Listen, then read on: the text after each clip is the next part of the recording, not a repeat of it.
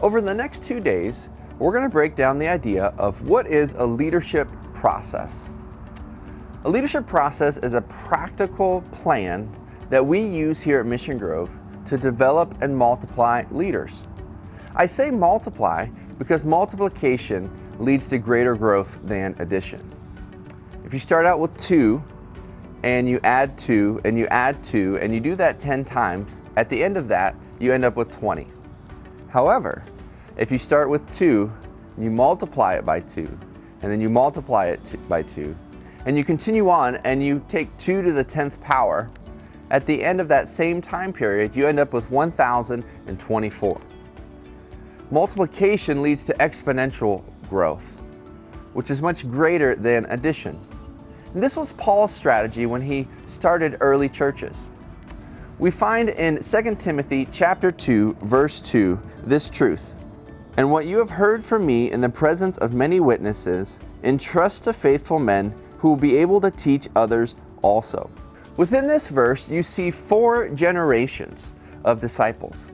We see Paul to Timothy, Timothy to leaders, and then those leaders to develop other leaders. As a church, if we're going to grow, we have to continually disciple and multiply leaders. Our leadership process contains 4 components. First, identification. Second, instruction. Third, impartation. And fourth, internship.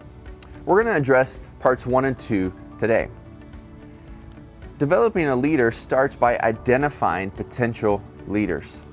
What you're doing is that you're looking for people who are faithful, who are available, who are teachable, who are involved in ministry, and who are hungry to seek after the Word of God. You might see people that are interested in spiritual things, but then to develop leaders, you develop people who have this sense of calling in their life. Jesus asked people to follow him. Paul developed intentionally people like Timothy. Who are the people in your life that you can intentionally develop? Look for 1 to 2 people in your life, in your circle of relationships right now, that you can invest in and help take to that next level. Well, once you've identified somebody, then it starts by offering instruction.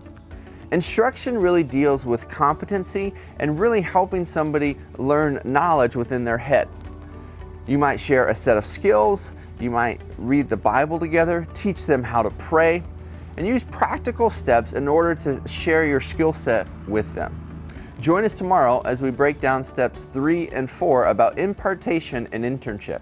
But for today, understand that leadership is about multiplication, and leadership involves a process. Those first 2 steps are identification and instruction.